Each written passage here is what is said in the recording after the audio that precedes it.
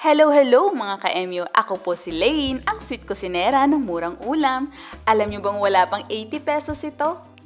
Ihanda mo lang ang patatas at bell pepper at iba pang pampalasa, kaya go na! Mga ka-MU, just keep on watching at baka ikaw na ang susunod na manalo sa ating giveaway question. Ayan na, paparating na ang mga box sa ating mga winners!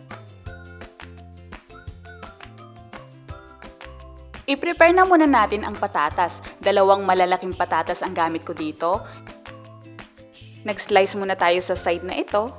Ito ay para hindi siya mag-move pag tayo ay magkakat na. Nasa kalahating kilo po ito na nagkakahalaga lamang ng 33 pesos. I-slice natin to ng maninipis at mahahaba. Ganito kaninipis. Hanggat kaya nyong panipisin, mas okay.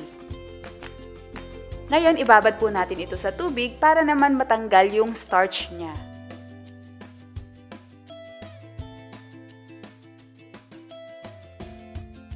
Gagamit din tayo dito ng 2 bell pepper, 1 green at 1 pula. Sa halagang 25 pesos ang 2. Hiwain ito ng pahaba at maninipis din. Ganon din ang dahon ng sibuyas.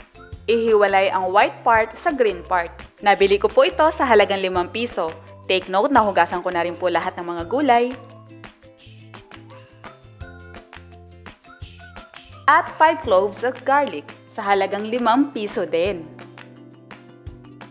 Ngayon, i-drain na natin ang ating patatas.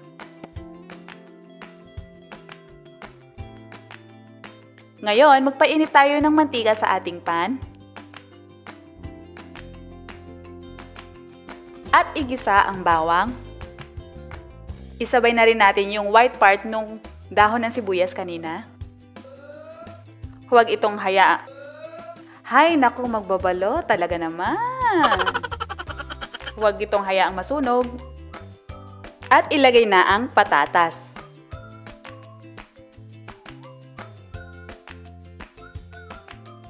Haluin lang to ng mga 3 minutes.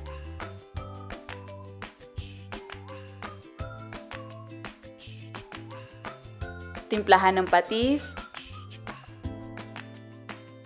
oyster sauce, at paminta.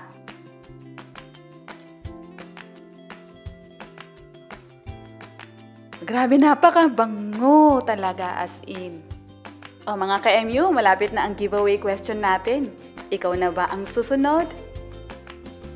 Next, ilagay na natin ang red bell pepper, green bell pepper, at dahon ng sibuyas. Haluin lang to ng mga 2 minuto. Napakabilis lang tong lutuin mga ka-MU, wala pang 10 minutes.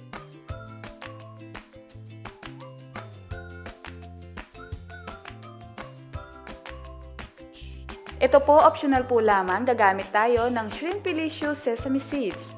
Heto, meron na akong toasted sesame seeds, optional po lamang. Mga ka-MU, heto ang tanong, katuwaan natin sinong magaling sa math. Kung itototal lahat ng presyong nabanggit ko sa video na ito, magkano lahat ito? Makikita rin ito sa subtitle mga ka-MU. I-comment mo na yan at i-share mo din ang video na ito para magka-chance kang manalo ng 6 pieces na 8-inch ceramic plate.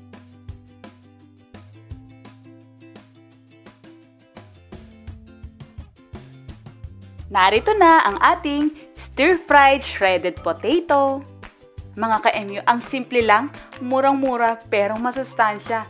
Grabe, ang sarap ha! Nagustuhan din ng aking mister!